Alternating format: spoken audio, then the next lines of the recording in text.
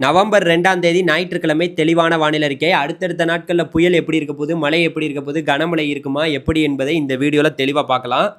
அதாவது வரக்கூடிய நவம்பர் 18, 19, 20 தேதிகளில் குறிப்பாக நம்ம இலங்கைக்கு நெருக்கமாக ஒரு தாழ்வு மண்டலம் அல்லது ஒரு ஆழ்ந்த காற்றழுத்த தாழ்வு மண்டலமோ ஒரு நிகழ்வு நெருக்கமாக வரப்போகுது.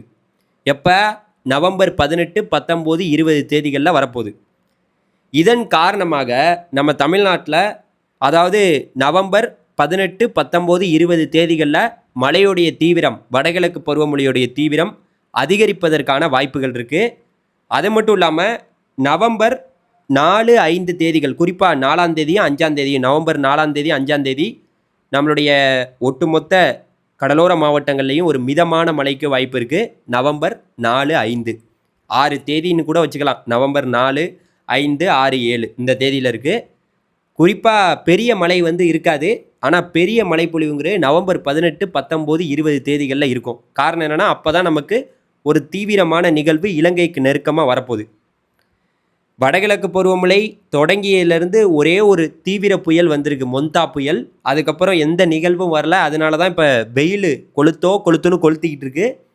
நவம்பர் 18, 19, 20 இந்த 3 நாளும் நமக்கு ஒரு நல்ல மழைப்பொழிவு இருக்குது. அதை பொறுத்து இருந்து பார்ப்போம்.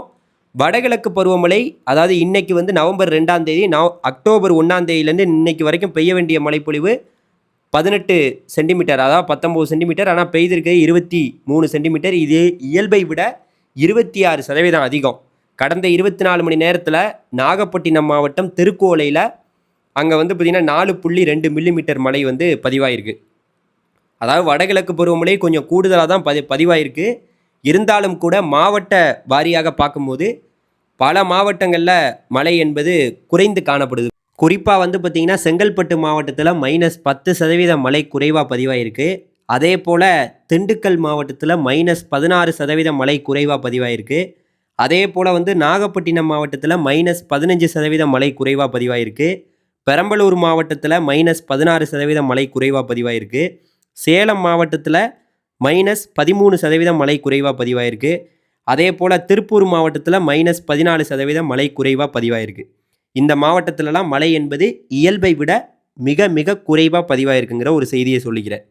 அதனால் விவசாய பெருங்குடி மக்களே, வரக்கூடிய நவம்பர் 18, 19, 20 இந்த தேதியில் ஒரு தீவிரமான மழையை நீங்கள் எதிர்பார்க்கலாம். அதனால் அது வரைக்கும் நீங்கள் பொறுமை காக்கணும். இந்த நிகழ்வு எந்த லெவலுக்கு நெருக்கமாக வரப்போகுது, எப்படி தீவிரமாக வரப்போகுதுங்கிறத பொறுத்திருந்து தான் சொல்ல முடியும். நம்ம சேனலோட இணைந்திருங்க. மறந்துடாமல் நம்ம சேனலை சப்ஸ்கிரைப் பண்ணி வச்சு பாருங்கள். நன்றி, வணக்கம்.